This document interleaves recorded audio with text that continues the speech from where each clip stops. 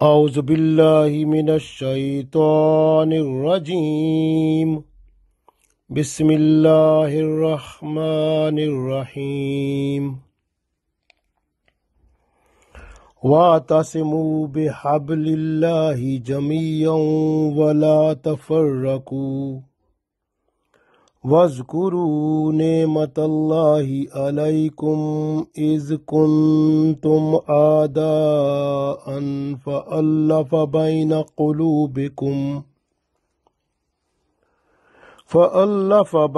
قُلُوبِكُمْ فَأَصْبَحْتُمْ بِنِعْمَتِهِ إِخْوَانًا وَكُنْتُمْ عَلَى شَفَا حُفْرَةٍ مِّنَ النَّارِ فَأَنْقَذَكُم مِّنْهَا كَذَلِكَ يُبَيِّنُ اللَّهُ لَكُمْ آيَاتِهِ لَعَلَّكُمْ تَهْتَدُونَ۔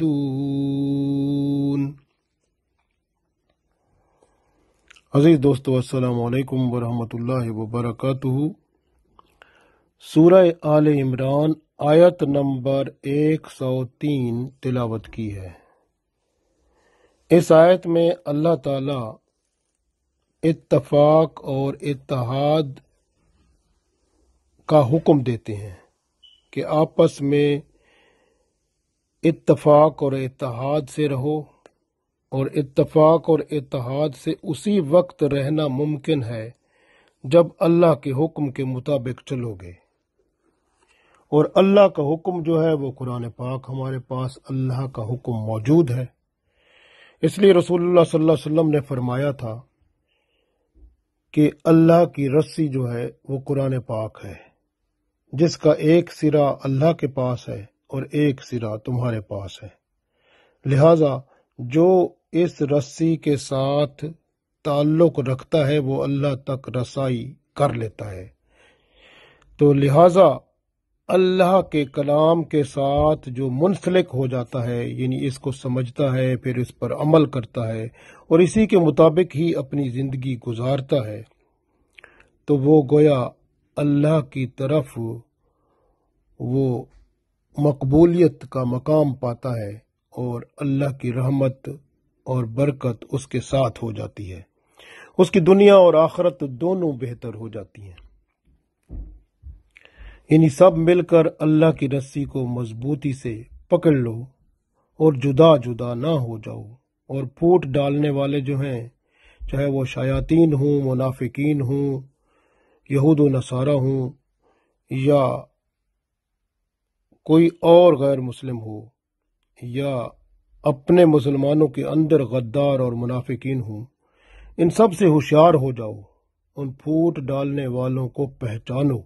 ان کی باتوں پر عمل نہ کرو، حق سے جدا نہ ہو جاؤ۔ اللہ کے احسان کو، یہ اتفاق اتحاد اللہ کی طرف سے احسان ہے، اللہ کے احسان کو سمجھو، اس کا شکر ادا کرو، حقوق العباد اور حقوق اللہ ادا کرتے رہو، پوری ذمہ داری کے ساتھ کفر و شرک سے بچتے رہو، تمام گناہوں سے بچتے رہو، خاص طور پر وہ گناہ جو اتفاق اور اتحاد کو ختم کر دیتے ہیں، ان سے ہر صورت بچو، یعنی بغض و عناد کو نکال دو، حسد و کینہ کو باہر پھینکو، بدگمانی اور نفرت کو اپنے سے دور کر دو، اور پھر اللہ کا حکم پڑھو۔ یہ آیت ہم پڑھتے ہیں، ارشاد باری تعالیٰ ہے، وَاعْتَصِمُوا، اور مضبوطی سے پکڑ لو، بِحَبْلِ اللَّهِ، حبل رسی کو، اللہ کی رسی کو، بِحَبْلِ اللَّهِ اللہ کی رسی کو، وَاعْتَصِمُوا بِحَبْلِ اللَّهِ، اور اللہ کی رسی کو مضبوطی سے تھام لو، جمیعاً سب مل کر، ولا اور نہ، تفرقو تفرق میں پڑھو، یعنی اور پھوٹ میں نہ پڑھو، ولا تفرقو اور تفرقے میں نہ پڑھو، وَاعْتَصِمُوا بِحَبْلِ اللَّهِ جَمِيعًا وَلَا تَفَرَّقُوا، اور مضبوطی سے اللہ کی رسی کو سب مل کر تھام لو اور تفرقے میں نہ پڑو۔ وذکرو اور یاد کرو نعمت اللہ کی نعمت کو علیکم جو تم پر کی اذ کنتم جب تم اعداءً دشمن تھے فألف پس اس نے الفت ڈال دی بینا درمیان قلوبکم تمہارے دلوں کے، یعنی تمہارے دلوں میں اس نے الفت ڈال دی۔ فَأَصْبَحْتُمْ پس تم ہو گئے بے نعمت ہی اس کی نعمت سے اخوانا بھائی بھائی، پس اس کی نعمت سے تم بھائی بھائی ہو گئے۔ وَكُنْتُمْ اور تم تھے عَلَىٰ پر شفا کنارے، اور کنارے پر تھے تم حفرتن گڑھے کے من النار آگ کے، اور تم تو آگ کے کنارے پر پہنچ چکے تھے۔ وَكُنْتُمْ عَلَىٰ شَفَا حُفْرَةٍ مِّنَ النَّارِ اور تم تو آگ کے گڑھے کے کنارے پر پہنچ چکے تھے۔ فَأَنْقَذَكُمْ پس اس نے تمہیں بچا لیا، منہا یعنی اس نے اللہ نے تمہیں بچا لیا۔ کذالک اسی طرح یبین بیان فرماتا ہے، واضح کر دیتا ہے، یبین اللہ تعالیٰ اسی طرح واضح کر دیتا ہے لکم تمہارے لیے آیات ہی اپنی آیات کو، لعلکم تاکہ تم تہتدون ہدایت پا جاؤ۔ اصل کام اللہ تعالیٰ فرماتے ہیں کہ تم ہدایت پا جاؤ۔ اس طرح اللہ تعالیٰ اپنی آیات کو کھول کر واضح کر دیتا ہے، تمہارے سامنے بیان فرما دیتا ہے تاکہ تم سمجھ لو اور پھر ہدایت پا جاؤ۔ ایک دفعہ پھر پڑھ لیتے ہیں، ارشاد باری تعالیٰ ہے وَاعْتَصِمُوا بِحَبْلِ اللَّهِ جَمِيعًا وَلَا تَفَرَّقُوا وَاذْكُرُوا نِعْمَتَ اللَّهِ عَلَيْكُمْ إِذْ كُنْتُمْ أَعْدَاءً فَأَلَّفَ بَيْنَ قُلُوبِكُمْ فَأَصْبَحْتُمْ بِنِعْمَتِهِ إِخْوَانًا وَكُنْتُمْ عَلَىٰ شَفَا حُفْرَةٍ مِّنَ النَّارِ فَأَنْقَذَكُمْ مِنْهَا كَذَلِكَ يُبَيِّنُ اللَّهُ لَكُمْ آيَاتِهِ لَعَلَّكُمْ تَهْتَدُونَ۔ اور سب مل کر اللہ کی رسی کو مضبوطی سے تھام لو اور تفرقے میں نہ پڑو۔ اللہ کے اس احسان کو یاد رکھو جو اس نے تم پر کیا۔ تم ایک دوسرے کے دشمن تھے، اس نے تمہارے دلوں میں الفت ڈال دی، اور اس کے فضل و کرم سے تم بھائی بھائی بن گئے۔ جبکہ تم آگ سے بھرے ہوئے ایک گڑھے کے کنارے پر پہنچ چکے تھے، اللہ تعالیٰ نے تمہیں اس سے بچا لیا۔ اس طرح اللہ تعالیٰ تم پر اپنی آیات یعنی نشانیاں اپنی واضح کرتا ہے تاکہ تم ہدایت پا جاؤ۔ اصل میں اللہ تعالیٰ یہی چاہتے ہیں کہ مخلوق جو اس کی ہے وہ ہدایت پر آ جائے اور جہنم کی آگ سے بچ جائے۔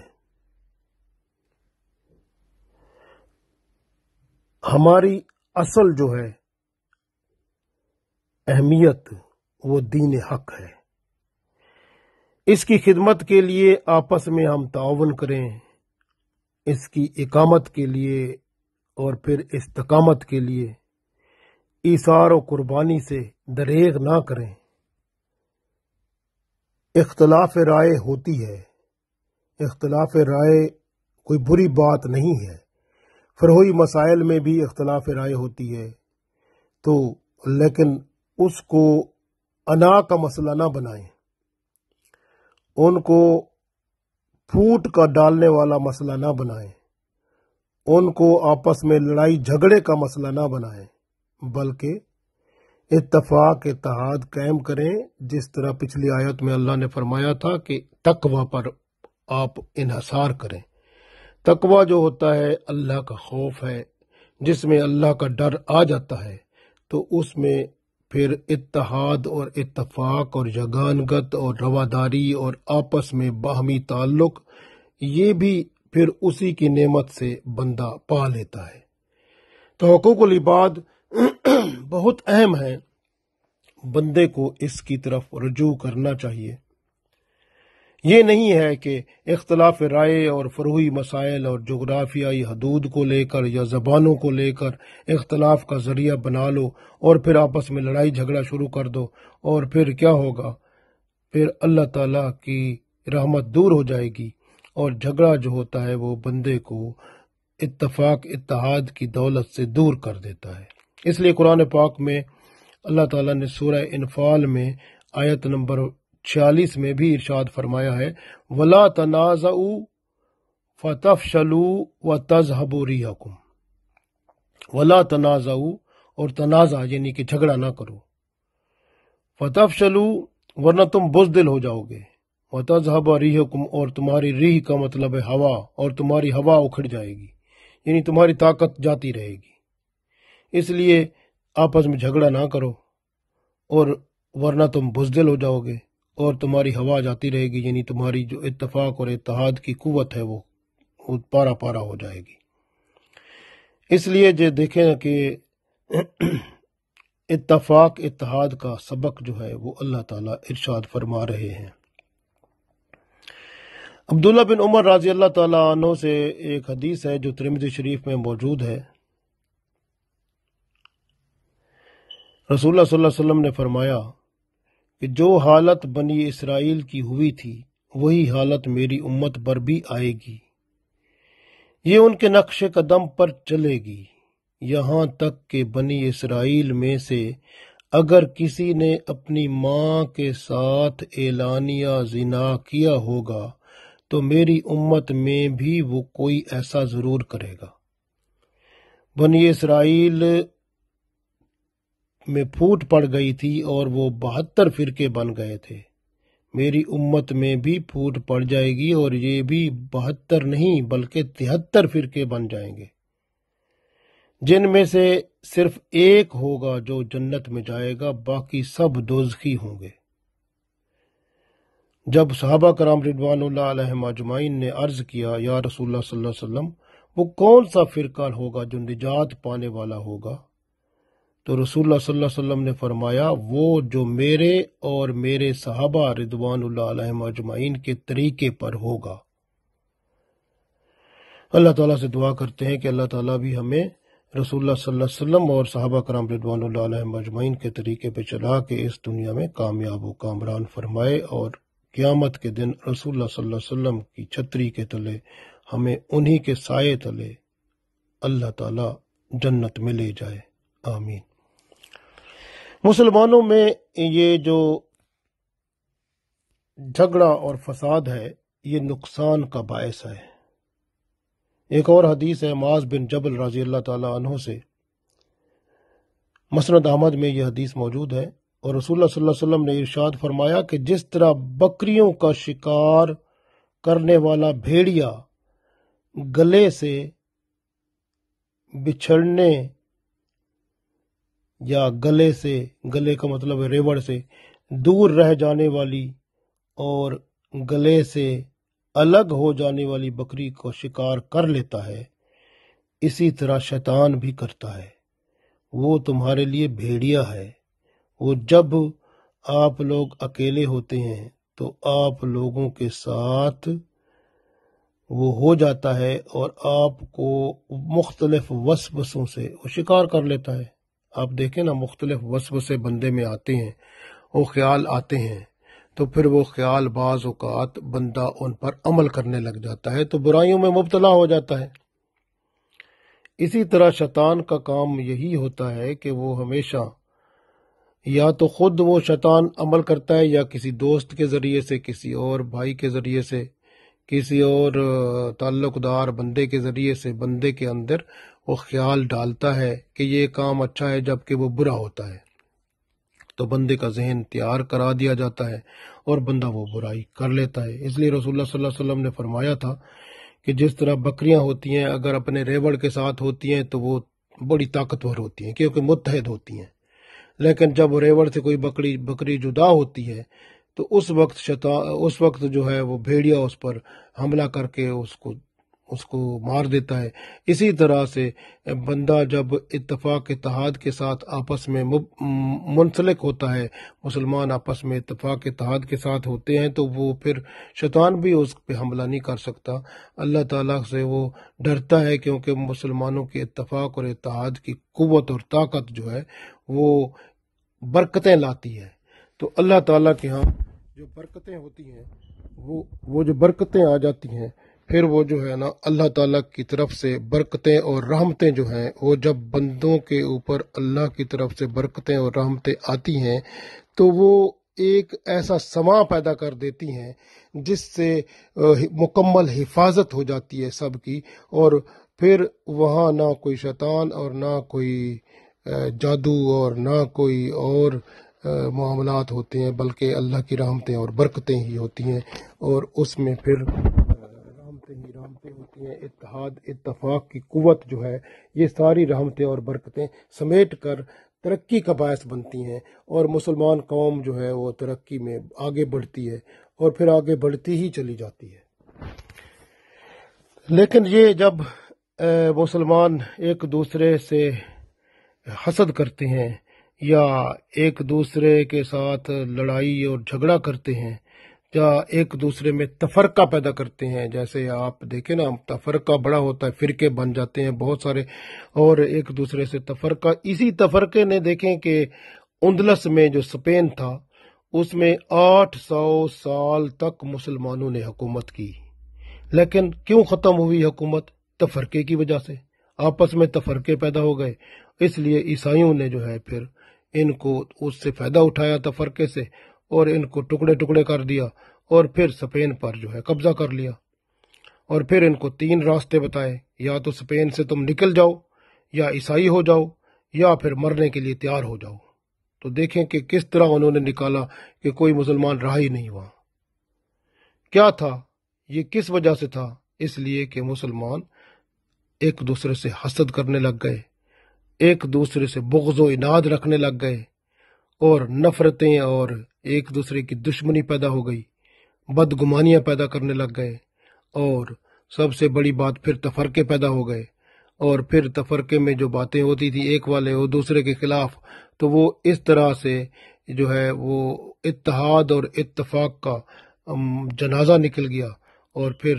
عیسائی جو تھے وہ غالب آ گئے، اور پھر انہوں نے ایسا نکالا کہ وہاں پر مسلمانوں کا نام و نشان نہ رہا۔ تو یہ دیکھیں نا، اسی طرح آپ دیکھیں بغداد کی صورتحال دیکھ لیں، بغداد میں کتنی اسلامی حکومت کیسے تھی، لیکن کیوں کمزور ہوئی؟ اس لیے کہ تفرقے کی وجہ سے، تفرقے کی وجہ سے وہ پوری حکومت جو تھی وہ بکھر گئی۔ اسی طرح آپ دیکھ لیں ہندوستان میں مغلوں کی حکومت تھی، وہ مغلوں کی حکومت جس طرح بھی تھی، اپنی مسلمانوں کی حکومت تو تھی، لیکن کیوں ختم ہوئی؟ کہ شراب نوشی کی وجہ سے، موسیقی کی وجہ سے، اور اسی طرح بے حیائی اور فحاشی کی وجہ سے۔ تو یہ چیزیں اسی طرح آپ دیکھیں کہ تفرقے خراب کر دیتے ہیں۔ مشرقی پاکستان، مغربی پاکستان، مشرقی پاکستان ایک مکمل حصہ تھا مشرقی پاکستان مغربی پاکستان کا، تو کیا تھا؟ زبان کا اختلاف، بنگلہ اردو وہ ہے، اور دوسرا یہ تھا کہ مغربی پاکستان اور مشرقی پاکستان میں جو ذرائع آمدنی تھے ان کا استعمال جو تھا یا ان کی تقسیم جو تھی وہ صحیح نہیں تھی، سیاستدان جو تھے وہ اپنی مرضی کرتے تھے، اور اس طرح پھر اختلافات پیدا ہوئے، اور اختلاف میں انہوں نے دیکھا کہ کس طرح سے ہم اس اختلاف کو آگے بڑھا کر ہم علیحدگی اختیار کر سکتے ہیں۔ تو پھر زبان کا انہوں نے سہارا لیا، اور بنگلہ کا سہارا لیا، یہ اردو اور بنگلہ، اور انہوں نے کہا بنگلہ جو ہے بنگلہ دیش بنا لیتے ہیں۔ تو پھر وہ انڈیا نے ساتھ دیا، مسلمانوں کا تفرقہ جو تھا یہ پھر علیحدگی کا باعث بن گیا۔ تو اسی طرح سے مسلمان جو ہے، آپ غور کرتے جائیں تو تفرقہ بازی کتنی حد تک جو ہے یہ آپس میں ایک دوسرے سے دور کر دیتی ہے، اتفاق اتحاد کا جنازہ نکال دیتی ہے۔ اختلافات میں جو پھنسی ہوئی قوم تفرقے کے دروازے کھولتی ہے، اور آپس کی پھوٹ کی دلدل انہیں تباہ کر کے رکھ دیتی ہے۔ مالک الملک کا بھیجا ہوا قانون ہر ایک کی نفسانیت، معاشرت اور معیشت کے سامنے رکھ کر ہی اللہ نے بنایا تھا، لیکن ان لوگوں نے اس پر عمل کرنا ہی چھوڑ دیا۔ قرآن و سنت کا یہ نظام معاشرے میں مکمل توازن اور انصاف فراہم کرتا ہے، اور جس کی وجہ سے تمام اختلافات دم توڑ جاتے ہیں۔ ضرورت اس بات کی ہے کہ انسان قرآن و سنت کے اس نظام کو پڑھے، سمجھے اور پھر اپنی زندگی جو ہے اس کے مطابق بنا کر اللہ اور اس کے رسول صلی اللہ علیہ وسلم کا فرما بردار بن جائے، تبھی وہ اس دنیا میں اور آخرت میں کامیاب ہو سکتا ہے، ورنہ اور کامیابی کا ذریعہ کچھ بھی نہیں ہے۔ سلطنت عثمانیہ کو دیکھ لیں کہ آپ غور کریں کہ ٹکڑے ٹکڑے کر کے انہوں نے، انگریزوں نے یہ جو جنگ عظیم ہوئی تھی اول اور دوم میں، کیا کیا انہوں نے کہ مسلمانوں کی سلطنت عثمانیہ کے ٹکڑے ٹکڑے کر کے اتحاد اتفاق کو پارا پارا کر دیا، اور پھر چھوٹے چھوٹے ملک بنا دیے، اور پھر کس بیس پر کہ کوئی لسانی بیس پر، گروہی بیس پر، اختلافی بیس پر، اور اس طرح سے یعنی کہ انہوں نے چھوٹے چھوٹے ملک بنا دیے، تاکہ جو ہے نا پھر کیونکہ ان کو پتا تھا کہ یہ سلطنت عثمانیہ میں جب ایک دفعہ وہ خلیفہ بات کرتا ہے تو پوری امت، پورے لوگ جو ہیں اٹھ کر تیار ہو جاتے ہیں، اور پھر ان کو شکست دینا بڑا مشکل ہو جاتا ہے، اور اس طرح سے وہ ایک بہت بڑی پاور بن جاتے ہیں۔ لیکن اگر یہ چھوٹے چھوٹے ملک ہو جائیں گے تو پھر ہم اس پر قبضہ کر لیں گے۔ تو دشمن نے بڑا خوب ان کو ٹکڑے ٹکڑے میں بانٹ دیا، اور پھر کیا ہوا کہ صرف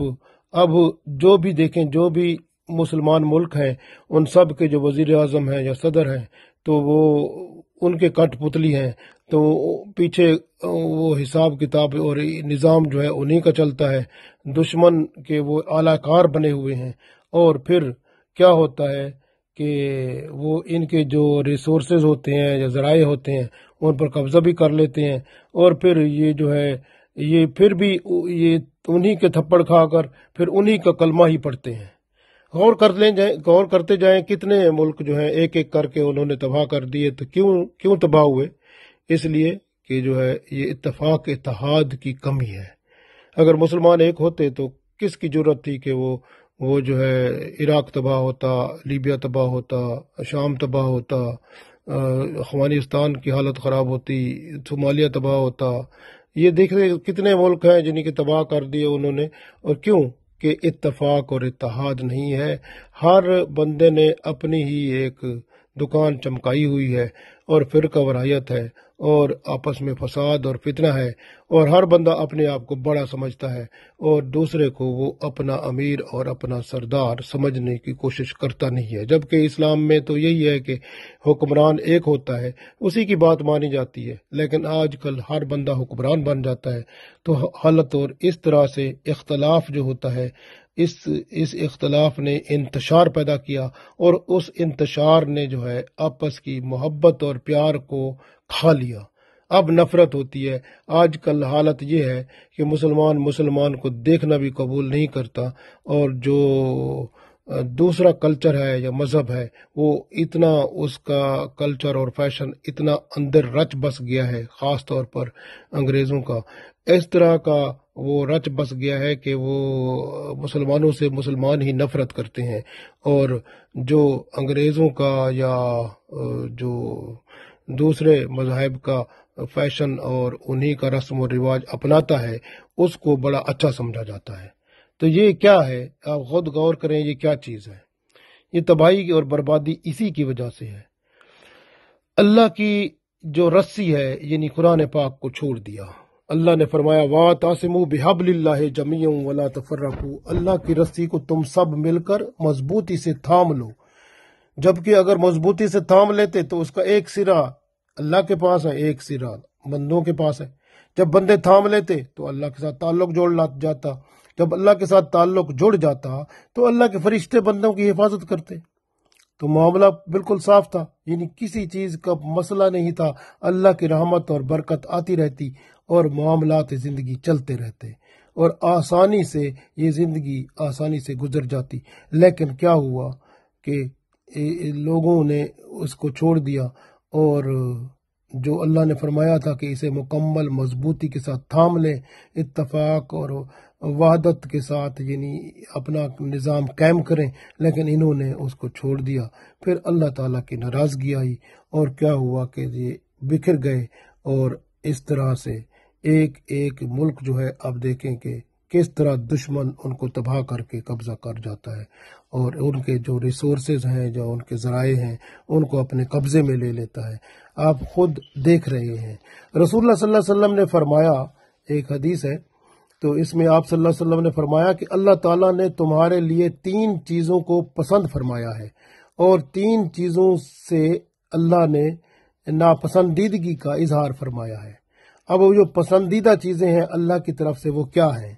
پہلی پسندیدہ چیز جو اللہ کی ہے وہ یہ ہے کہ اللہ کی ہی عبادت کرو، اس کے ساتھ کسی کو شریک نہ کرو۔ تو پہلی بات یہ ہے، یہ اللہ کو پسند ہے۔ سب سے بڑی پسند جو ہے وہ یہی ہے کہ اللہ کی عبادت کرو اور اس کے ساتھ کسی کو شریک نہ کرو۔ دوسری اللہ کی پسندیدہ بات کیا ہے کہ اللہ کی کتاب کو، قرآن پاک کو مضبوطی سے تھام لو۔ وَاعْتَصِمُوا بِحَبْلِ اللَّهِ جَمِيعًا وَلَا تَفَرَّقُوا، یعنی مضبوطی سے اس کو تھام لو اور نا اتفاقی سے بچو، یعنی آپ جو ہے جھگڑا نہ کرو، فساد نہ کرو، پھوٹ نہ ڈالو، بلکہ اتفاق اتحاد کے ساتھ اللہ کی اس رسی کو مضبوطی سے تھام لو۔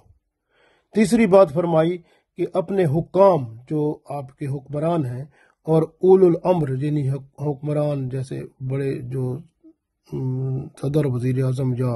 اس طرح حکمران جو ہیں، ان کے حق میں خیر خواہی کا جذبہ رکھو۔ تو سب سے بڑی بات یہ ہے کہ ان کے حق میں خیر خواہی کا جذبہ رکھو۔ یہ 3 باتیں اللہ نے فرما دی، یہ پسندیدہ باتیں ہیں۔ پہلی بات کیا کہ اللہ کی عبادت کرو، اس کے ساتھ کسی کو شریک نہ کرو۔ دوسری بات اللہ کی کتاب کو مضبوطی سے تھام لو اور نا اتفاقی سے دور رہو۔ تیسری بات اپنے حکام اور اولو الامر جو ہیں ان کے حق میں خیر خواہی کا جذبہ رکھو۔ پھر 3 باتیں جو اللہ کو ناپسند ہیں وہ کیا ہیں؟ پہلی بات، بغیر ضرورت کیل و کال نہ کرو اور فضول بحث مباحثہ نہ کرو۔ اب بغیر ضرورت کیل و کال کیا ہوتا ہے؟ کیل کال کا مطلب ہوتا ہے باتیں کرنا جن کی ضرورت نہ ہو۔ آج کل یہی ہو رہا ہے۔ آپ دیکھیں کہ جو ہے باتیں ساری حکومتیں جو چل رہی ہیں تو اس میں بھی جو غیبت چغلی زیادہ اچھا کر لیتا ہے یا فساد یا زیادہ، آپ کو دیکھتے جائیں کہ یہ ملک کے اندر کوئی بھی مسلمان ملک ہے اس کے اندر دیکھیں جو حکومتیں ہیں یا اس کی اپوزیشن ہے ایک دوسرے کے اوپر اس طرح کا گند اور اچھالتی ہیں، وہ غیبت چغلی بہتان الزام تراشی شکوہ شکایت پتہ نہیں ہر چیز ہی وہ جو ہے وہ جو کچھ بچتا نہیں ہے سب گند وہ کھول کے رکھ دیتے ہیں۔ جس کا اللہ نے منع کیا ہے وہ سب کھل جاتا ہے۔ اللہ نے فرمایا بغیر ضرورت بات ہی نہ کرو، ضرورت ہو جو وہ بات کرو ورنہ چپ رہو، لیکن یہ سب کچھ ہے۔ اور فضول بحث مباحثہ سے اللہ تعالیٰ نے منع فرمایا ہے۔ اب یہ فضول بحث مباحثہ سارا یہ چلتا ہے، اور آپ دیکھ لیں کہ وہ جو ہے علماء کرام جو ہیں اس میں بھی بہت سارے ایسے لوگ ہیں جو کہ فضول بحث مباحثہ کر کے فروئی مسائل جو چھوٹے چھوٹے مسائل ہیں جن پر کوئی وہ نہ قبر حشر میں پوچھنا ہے نہ وہ بنیادی عقائد جو ہیں ان کو خراب کرتے ہیں، تو وہ چھوٹے چھوٹے مسائل پر بھی ایک دوسرے سے لڑا دیتے ہیں اور ان پر وہ جو ہے بڑے بڑے وہ بحث و مباحثے اور مناظرے شروع کر دیتے ہیں۔ تو یہ کتنا عجیب بات ہے۔ آپ دیکھیں تو صحیح، یہ چیزیں یہ ہمیں ایک دوسرے سے دور کرنے والی ہیں۔ اتفاق اتحاد جو ہے وہ سب سے بڑی بات ہے۔ تو اس لیے اللہ نے فرمایا، رسول اللہ صلی اللہ علیہ وسلم نے فرمایا، اللہ کو جو 3 چیزیں ناپسند ہیں اس میں سب سے پہلی بات بے ضرورت بات کرنا، ایسے کیل و کال جو بے ضرورت بات ہے وہ اور بحث مباحثہ جو فضول ہے اس کی ضرورت نہیں ہے وہ اور دوسری بات فرمائی کہ جو اللہ کو ناپسند ہے، دوسری بات وہ یہ ہے کہ بلا ضرورت کسی سے سوال کرنا۔ اب یعنی کہ سوال کی ضرورت ہی نہیں ہے، اب سوال کا کیا جا رہا ہے بغیر ضرورت کے سوال کرنا۔ اور پھر بعض سوال آپ دیکھیں کہ ایسے کیے جا رہے ہیں آج کل کہ جن کی ضرورت ہی نہیں ہوتی، ایسے فضول سوال کیے جا رہے ہیں۔ اور پھر دوسری بات ہے بکثرت سوال کرنا، تو یہ بھی اللہ کو ناپسند ہے۔ بکثرت یعنی زیادہ سوال کرنا، سوال کرو جو ضرورت ہے پھر اس کو ختم کرو بس، یہ نہیں ہے کہ بلا ضرورت سوال کیے جائیں یا بکثرت سوال کیے جائیں۔ آپ غور کریں کہ جس طرح سورہ بقرہ گائے کا نام ہے، تو گائے کے بارے میں حضرت موسیٰ علیہ السلام کا جو اس کے اندر جو قصہ آتا ہے کہ وہ گائے جو تھی، جب وہ ایک بندہ وہ مر گیا تھا تو اس کا قاتل نہیں مل رہا تھا، تو اللہ نے حکم دیا کہ گائے کوئی جانور لے لو، تو اس کو ذبح کرو، پھر اس کے گوشت کا ٹکڑا جو ہے یا اس کے جسم کا وہ اس کو لگاؤ یا اس کو ٹچ کرو، تو وہ بندہ اٹھ بیٹھے گا اور اس اپنے قاتل کا نام بتا دے گا۔ تو انہوں کو چاہیے تو یہ تھا کہ وہ ایک دم حکم ہو گیا تو جانور کو ذبح کرتے، تو اور اس کا جسم کا کوئی حصہ جو ہے اس کو ٹچ کرتے یا اس کو لگاتے تو اس کے جسم کے ساتھ، تو وہ بول دیتا۔ لیکن انہوں نے کہا نہیں جی، وہ سوال شروع ہو گئے کہ گائے کا رنگ کون سا ہونا چاہیے، وہ جوان ہونی چاہیے، بوڑھی ہو۔ پھر وہ جیسے پہلے ہل چلاتے تھے تو اس کے اوپر گائے اور جانوروں کو بھی اس کے اوپر جلاتے تھے، تو وہ بیل گاڑی یا جیسے گائے گاڑی بھی ہوتی تھی ایسے پرانے زمانے میں، تو وہ کس طرح کی گائے ہو، اس طرح کام کاج پہ لگی ہوئی ہو یا ویسے ہو، پھر اس کا رنگ کیسا ہو، پھر عمر کیسی ہو، مختلف سوال ہو گئے۔ پھر وہ گائے ملتی نہیں تھی، پھر وہ ایک جگہ ملی تو اس نے کہا ٹھیک ہے، میں پھر گائے کی جو کھال ہے اس کے اندر سونے جتنا اس کا وزن ہے اس کے برابر سونا دو گے تو پھر میں دوں گا۔ تو یہ پھر بڑا مشکل کام ہو گیا تھا ان کے لیے۔ تو اس کا مطلب کیا ہے کہ سوال زیادہ کرنا وہ بھی نقصان ہے، اللہ ناراض ہو جاتا ہے، اور بلا ضرورت سوال کرنا بھی فضول ہے۔ تو اس لیے یہ چیزیں اللہ کو پسند نہیں ہیں۔ اس لیے رسول اللہ صلی اللہ علیہ وسلم نے فرمایا تھا کہ جو ہے نا، اللہ کو جو 3 چیزیں ناپسند ہیں اس میں پہلی چیز بغیر ضرورت کیل و کال، یعنی بغیر ضرورت بات کرنا، اور دوسرا فضول بحث و مباحثات، اور پھر دوسری بات بتائی کہ بلا ضرورت سوال کرنا یا کثرت سے سوال کرنا، یہ دونوں چیزیں یہ پھر نقصان دہ ہیں۔ پھر تیسری بات فرمائی مال کو ضائع کرنا، کہ مال کو ضائع کرنا، فضول خرچی کرنا۔ آج کل آپ دیکھیں کہ فضول خرچی بہت ہے۔ آپ کے پاس جو ہے نا، اگر 1-2 وقت کی روٹی موجود ہے تو آپ کو اچھا نہیں لگ رہا، آپ کم از کم 6 مہینے کا جو ہے وہ کھانے پینے کا ارینجمنٹ کر کے رکھتے ہیں، یعنی کھانے پینے کی چیزیں آپ مہینے کی، 2 مہینے کی، 4 مہینے کے، لوگ تو پورے سال کی رکھتے ہیں۔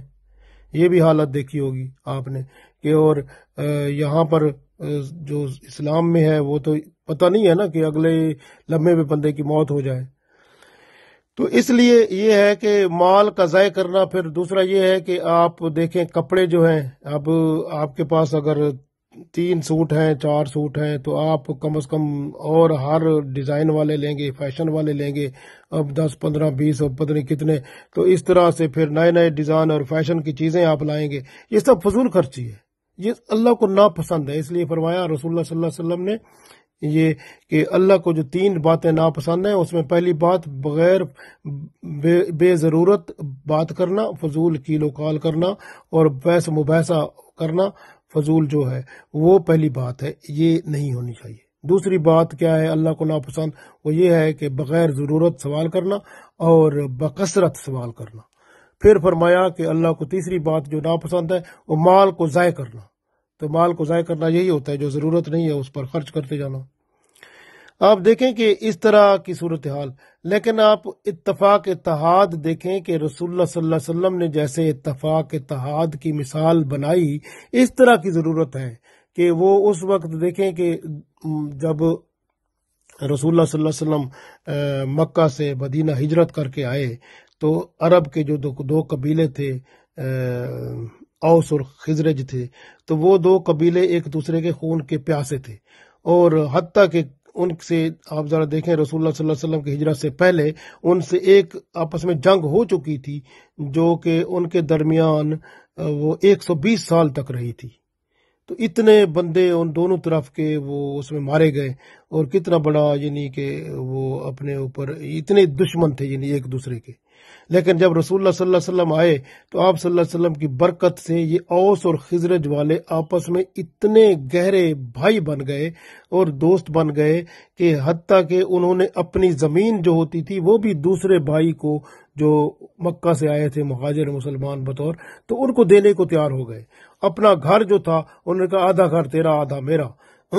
پھر جو کاروبار تھا انہوں نے کاروبار یہ بس تیرا، یہ دن کو یا ایک دن میں کروں گا ایک دن تم کام کرنا اس میں. تو اس طرح سے حتیٰ کہ اس طرح کی حالت تھی کہ اگر کسی کی 2 بیویاں تھیں تو اس نے کہا کہ میں ایک بیوی کو طلاق دیتا ہوں، ایک آپ اس میں سے ایک بیوی آپ کی ہو جائے گی. تو اتنا تک تیار ہو گئے ہے نا. تعاون کی دیکھیں کتنا وہ ایک دوسرے کے لیے اپنی ہر چیز قربان کرنے کو تیار ہو گئے تھے. یہ اتفاق اتحاد کی کتنی عظیم مثال تھی، جس میں رسول اللہ صلی اللہ علیہ وسلم کی وجہ سے، وہ اسلام کی وجہ سے، تو ان 2 قبیلوں نے اخوت کا وہ مظاہرہ کیا جو قیامت تک اب مشکل ہے کوئی کر کے دکھائے. تو یہ ہجرت مدینہ کے وقت کی حالت دیکھیں تو پتہ چلتا ہے کہ کتنا یعنی اللہ تعالیٰ کے کیسے فرما بردار بن گئے تھے وہ، اور اللہ کے رسول صلی اللہ علیہ وسلم کے اور ہدایت کا جو نور ان میں آیا تھا وہ اس سے کس طرح سیراب ہوئے تھے. اور ہم ہیں کہ کیا ہمارے اندر نور ہے بھی صحیح؟ وہ اللہ کی رسی کو مضبوطی سے پکڑنا، وَاعْتَصِمُوا بِحَبْلِ اللَّهِ جَمِيعًا وَلَا تَفَرَّقُوا. یہ کتنی خوبصورت بات ہے. کفر و شرک سے بچ جاتا ہے بندہ، حقوق اللہ ادا ہو جاتے ہیں، حقوق العباد مکمل ادا ہو جاتے ہیں، فرائض واجبات سنتیں اور نوافل کی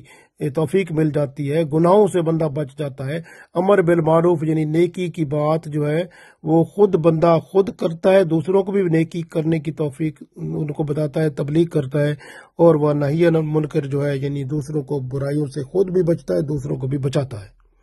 تو یہ بھی اللہ تعالیٰ کی طرف سے رحمت ہو جاتی ہے. تو یہ سب اس وقت ہوتا ہے جب بندہ اللہ کی رسی کو مضبوطی سے پکڑ لیتا ہے، تو شیطان بھی حملہ نہیں کر سکتا. نفس سے بندہ بچ جاتا ہے، نفس کی خواہشات شہوات سے اپنے آپ کو بندہ بچا لیتا ہے. تو یہ اللہ تعالیٰ کی رحمت ہو جاتی ہے. اب دیکھیں کہ اسی طرح سے غور کریں کہ یہودی جو تھے وہ مسلمانوں میں تفرقہ پیدا کرتے تھے. تو ایک دفعہ تفرقہ پیدا کرنے کی کوشش کی انہوں نے. تو جب مسلمان ہونا شروع ہو رہے تھے یہودیوں سے، عیسائیوں سے، مختلف دوسرے جو مشرکین سے، اس سے، تو ایک یہودی نے کوشش کی کہ اوس اور خزرج میں اس نے دوبارہ جو ہے وہ شعر و شاعری کرا کے اور وہ ماحول ایسا بنا کے تاکہ وہ جو ہے آپس میں لڑائی کریں. تو وہ لڑائی کرنے کی ماحول بنا دیا گیا. تو اس وقت وہ ایسی حالت بن گئی تھی کہ دوبارہ وہ ایک دوسرے کے خلاف ہونے کی یعنی وہ لڑائی جھگڑا اور فساد کی صورتحال پیدا ہو گئی. تو اس وقت رسول اللہ صلی اللہ علیہ وسلم تشریف لے آئے. تو آپ صلی اللہ علیہ وسلم نے ان کو بتایا کہ یہ سارا شیطانی جو معاملہ تھا کہ تم پر تو اثر تو شیطانی ہو گیا ہے اور تم آپس میں بھائی بھائی ہو اور اس طرح کی باتیں کیوں کرتے ہو. تو ان کو معلوم ہو گیا، پھر انہوں نے آپ توبہ کی، استغفار کیا اور آپس میں بھائی بھائی بن گئے. اور اس طرح اللہ تعالیٰ نے اس کو بیان فرمایا، وَاذْكُرُوا نعمت اللہ، کہ یاد کرو اس نعمت کو علیکم جو تم پر کی تھی، اذ کنتم آدان، کہ تم تو دشمن تھے. اب اوس خزرج جو تھے آپ دیکھیں دشمن تھے ایک دوسرے کے ساتھ. 120 سال تک ان کی جنگ رہی تھی پہلے، اور کتنی 100 سال 50 سال تک ان کی جنگیں آپس میں رہتی تھی. اتنے سخت دشمن تھے. تو اللہ تعالیٰ نے ان کو آپس میں وہ فَأَلَّفَ بَيْنَ قُلُوبِكُمْ، تو اللہ تعالیٰ نے ان کے دلوں میں محبت ڈال دی، الفت ڈال دی. فَأَصْبَحْتُمْ، پس وہ ایک ہو گئے، بِنِعْمَتِ إِخْوَانًا، اللہ کی نعمت سے بھائی بھائی ہو گئے. وَكُنْتُمْ عَلَى شَفَا حُفْرَةٍ مِّنَ النَّارِ، اللہ تعالیٰ فرماتا ہے تم تو جہنم کے آگ کے جو گڑھا تھا اس تک پہنچ گئے تھے. فَأَنْقَذَكُم مِّنْهَا، پس اللہ تعالیٰ نے تمہیں بچا لیا اس سے. كَذَلِكَ يُبَيِّنُ اللَّهُ، اس طرح اللہ تعالیٰ بیان فرماتا ہے لَكُم، تمہارے لیے، آیات ہی، اپنی آیتیں، لَعَلَّكُمْ تَهْتَدُونَ، تاکہ تم حفاظت پکڑو، حفاظت میں آؤ. تو اس کا مطلب کیا ہے کہ ہم جو ہے اصل میں ایک دوسرے کی جو ہمارے اندر بغض ہے، قدورتیں ہیں، نفرتیں ہیں، حسد ہے، دشمنی ہے، بدگمانی ہے، بغض و اناد ہے، یہ سب ختم کر دیں اور آپس میں محبت پیار اور خلوص کا رشتہ جو ہے وہ جاری کریں. اور فتنہ فساد پھیلانے والوں کو نشاندہی کریں، ان کو دیکھیں، پکڑیں اور ان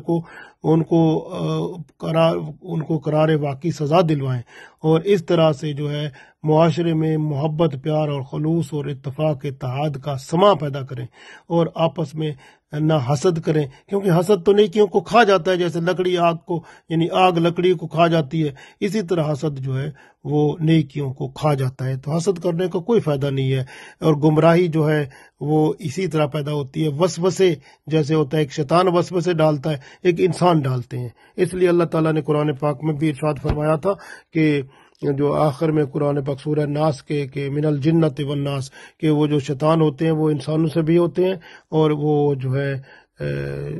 جو جنات سے بھی ہوتے ہیں۔ من شر الوسواس الخناس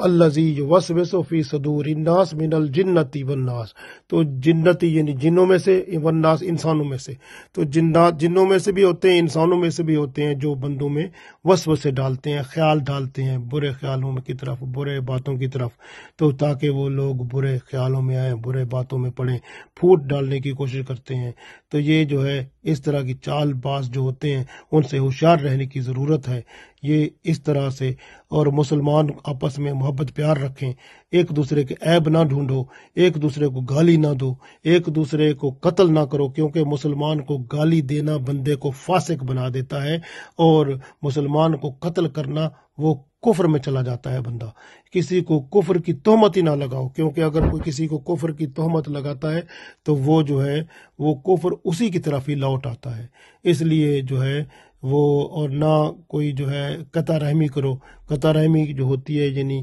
آپس میں جو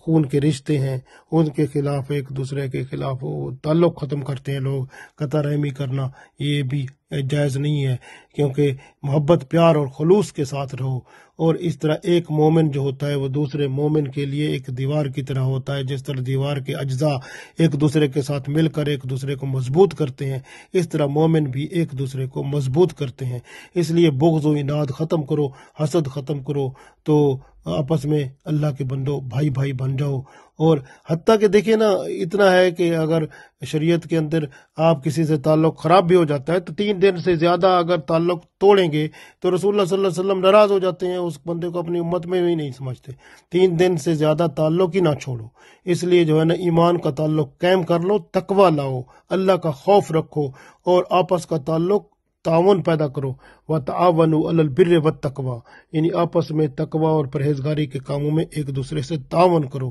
وَلَا تَعَاوَنُوا عَلَى الْإِثْمِ وَالْعُدْوَانِ، اور جو برائی اور گناہ کے کام ہیں ان میں ایک دوسرے سے تعاون نہ کرو۔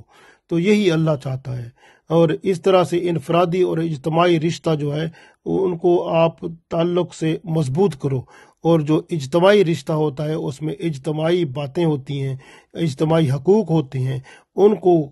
اپنی پوری تندہی سے، ذمہ داری سے پورے کرو، کیونکہ اگر اس میں جو کریک پیدا ہو جائے گا تو یہ کریک کیا ہوگا، اس سے دوسرے مذہب والے لوگ جو ہیں ان کے رسم و رواج اس میں گھس جائیں گے۔